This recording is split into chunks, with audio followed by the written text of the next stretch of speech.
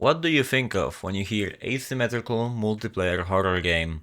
I'm guessing your answer will be Dead by Daylight. After all, it is the biggest one of this genre and contains a lot of iconic characters, even reaching further than horror with Naughty Bear and Rainbow Six Siege collections as an example. Or maybe you thought about Friday the 13th game. It is getting shut down at least at the end of this year, but it provided us with so much fun and joy. What about Texas Chainsaw Massacre?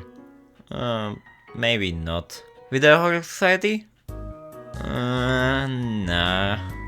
Evolve? Oh dear god, no. Evil Dead the game?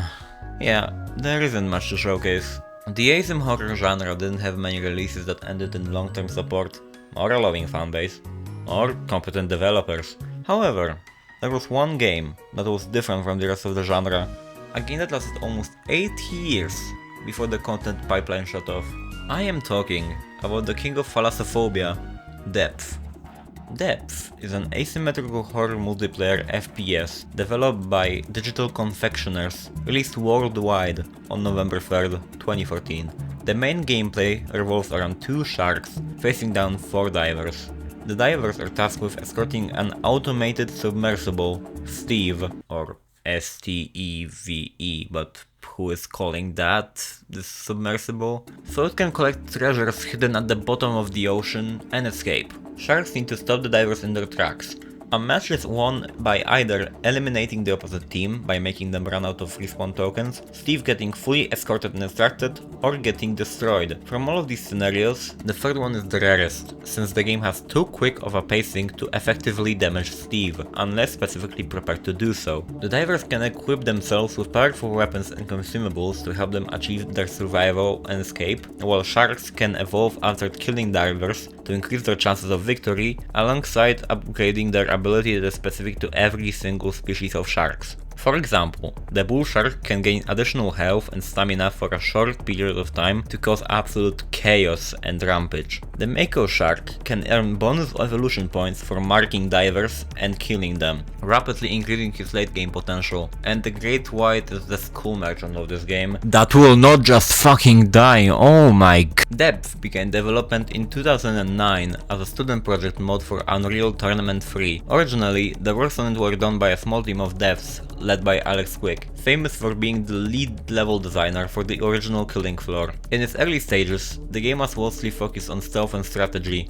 The gameplay was single player, revolving around gaining valuables for profit while avoiding AA-controlled sharks. The player was mostly defenseless. From 2010 to 2012, Depth transitioned to the Unreal Development Kit, which later became the Unreal Engine. The single player aspect of the game was dropped for PvP multiplayer, while retaining the stealth aspect. If the divers collect enough loot, they win. The issue with that was that Shark was simply a boring role. If you could not find your victim, the game was basically a swimming simulator, which was vastly different from the horror quest that was Diver. Finding no fix to the issue, development got halted after 3 years of work. Fortunately, a year later, Digital Confectioners, a Kiwi studio experienced in Unreal Engine, got interested in the project. The game shifted towards a fast-paced, aggressive action gameplay, launched a beta on October 16th, 2014, finally releasing on November 3rd. I'll be completely honest with you, I didn't play Depth in my life before December 2022.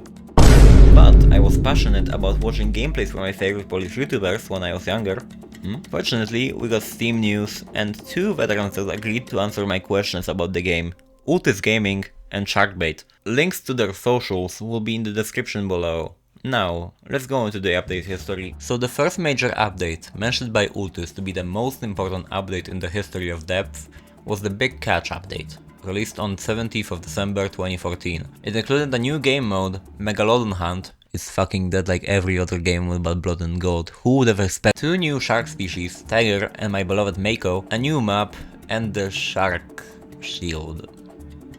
Worst update ever. Oh, and they also launched their mapping and modding editing suite, so that's nice. The update showed that Depth would provide more ways to play the game than the players already did in the future. 4 months later, in the Shipwreck update, they introduced shark-specific abilities, which in my opinion is the most influential update in the history of the game, since it revolutionized the balance of sharks. Oh, also, they added the Hammerhead, the Welder, goodbye Steve Destroying, the Medkit, the Volley Jet, and the Galleon map. A month later they had a Collaboration with Chivalry? Oh, let's quickly go over other major updates, since they didn't have as much meaning as the ones mentioned earlier. If you want to skip over, use the video chapters. Also, I didn't mention skin additions in any of these patches because these are just cosmetics. Whiplash update, June 9th, 2015. Fresher Shark, Query Map, ADSing, a year after release, crosshair and UI improvements, and expanded modifiers. Hide and Seek update, July 5th. Added a new game mode, which is also there, and the stash map. Fresh Blood update, September 1st. Station map, scopes, in-game skin store. Old Bones update, October 8th. Temple map, supply kit, and the new RNG treasure system. Bull update, Christmas Eve. Bull Shark, portable aquatic turret. April Fool, I mean, sharks with freaking laser beams.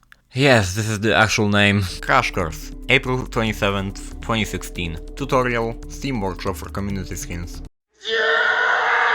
Haywire, March 16th, 2017. Haywire game mode, a diverse 6v6, oops, I meant 4v4, cause fuck that. Also, it's there! Sharks with freaking laser beams 2, Judgment Day.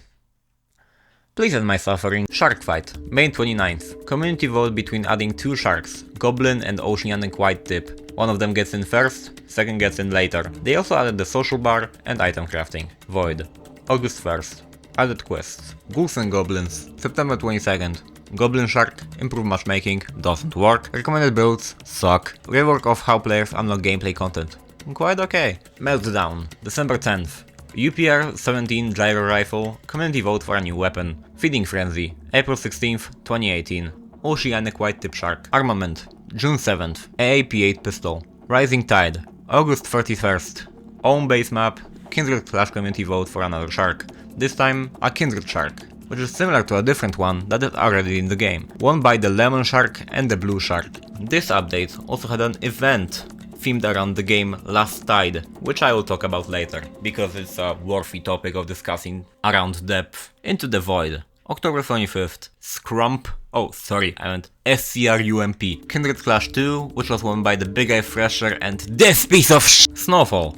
December 18th. Blue Shark, Heavy Jet Revolver, redesign play menu and OUP. Spring Harvest, February 1st, 2019. Lemon Shark, UPR 12 Gyro Pistol. Sharks with freaking laser beams, free Judgment Day. Why? Just why? Haywire 2.0, April 16th. Oh. You. Sharks with freaking laser beams, free plea. Oh, come on! Tales from the Void, August 7th, 2020. The lovely Big Eye Fresher Shark. I love this shark so much. It's... okay. I know I'm reading the script now, and I know you can hear me like stutter and stuff, but I need to ramble.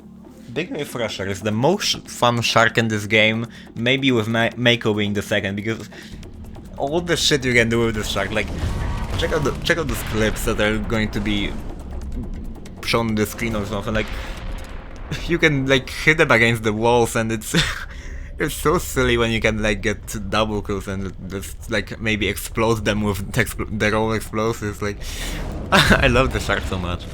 Sorry for the little ramble, let's go back into the video. Halo Horror, October 23rd. EMP Mine. There were no more updates that provided gameplay content besides events before the game sunsetted on January 18th, 2022. The last update, Remix, released on February 17th, 2022, brought in the repeating remix event, allowing players to gain cosmetics themed after previous events. Now, what actually killed depth? This is complicated to say the least, but there were several major factors that led up to the slow decrease in the player base, which is now seen at 30 players average. Now, the most likely one, brought up by Sharkbait, is the release and failure of DC's game called Last Tide. DC's not the comic and Batman and the DC universe, I mean Digital Confectioners, if someone is going to point that out in the comments. Last Tide was a game from Digital Confectioners announced on July 19th, 2018. It was a 100 diver battle royale in which the players go through the stereotypical battle royale system and defend against AI sharks. It was built on UE4 and released on August 27th, 2018. Okay. Do you know how long the content support lasted? Come on, take a guess, take a guess. I'll give you time. 3 months. Yes, the support for the game lasted 3 months, and the game was shut down this February, yes, this year's February, exactly February 24th, with the most soulless shutdown announcement post ever. I don't even know if the game was shut down on February 24th or the shutdown was announced on the day, but I do not give a shit. Can you notice the issue here? Can you notice the issue here, my dear viewer? DC, what the fuck? So, last night most likely took a lot of time and money to develop. The announcement post mentions how the devs spent a few years working on the game. This leads me to think that this failure gave a massive punch to depth. That it got less and less content in them after last night's release, to the point of updates containing only event cosmetics after the Halo horror patch. I'm not the only person that believes this theory. Sharkbait mentioned how a lot of people during that time were afraid of the game being abandoned, especially when devs were going radio silent a lot of the time. However, I believe these are not the only reasons that depth is how it is right now. See, the game was not really marketed anywhere. Advertisement was lacking if there even was any advertisement. Content creators like Markiplier, Jacksepticeye and Omwrecker did get on the game, but when they were gone, their viewers were also gone. On top of that, there wasn't much progression in depth to keep the attention of players. You could theoretically grind to level 100 to get a crown, but what after that? It wasn't fun either. The leaderboard was only reset once during the game's lifespan, so good luck reaching the top spots if you already have level 100. That's shutting off another option to the grind. The game also began feeling like it was a casual Counter-Strike for comp players. Since there weren't many players, matchmaking didn't work properly, as I mentioned earlier in the update list with my small nudge at DC. And being matched with people that did not match their skill level was basically a guarantee. Depth is not really an unbalanced game, so people that got to play longer just had more skill and experience, and it gave them an ability to just pop stomp every single game. Think that's why the game is dead in the post-game chats, or during even the game when people DC, because yes, you can DC with no penalty, learn the lesson behavior, is just really sad and depressing. Although the dev community is not one to be toxic, with a small player base, battles were a thing that could annoy the remnants since they sticked out like a sore thumb. To conclude, what can we learn from depth? I think that Sharkbait and Ultis made a great point. Depth is one of a kind. There are no other asymmetrical horror underwater games, are they? It's perfectly pulled off the aquatic game niche while providing something new and exciting for the gaming community. However, it also teaches a valuable lesson in game design and support that every developer, aquatic game or not, should know. Listen to your community. Even in the dark times, Depth ran community polls for new content, added fan-made skins, and did so much work to make the game a safe space for every player and ensured that people had fun even when they couldn't do much. It brought people together in a genre that has the biggest amount of us versus them type discussions. Learn your lesson, DBD! So even if the game dwindles on an average of 30 players, try Depth out. Buy it on a sale or for full price, whatever. I wasn't sponsored, for the record. Like, how am I going to be sponsored by developers that had almost all of their games killed in terms of support, and 2 of their games are shut down, I think? Dreadhunger still has its server up, but Last Tide is dead. Only Depth really brings them revenue at this point. So, no, none of my opinions are influenced by them, because I don't think they have enough time and money to buy sponsorship from YouTuber. By the way, DC, if you want to sponsor me, my business email is...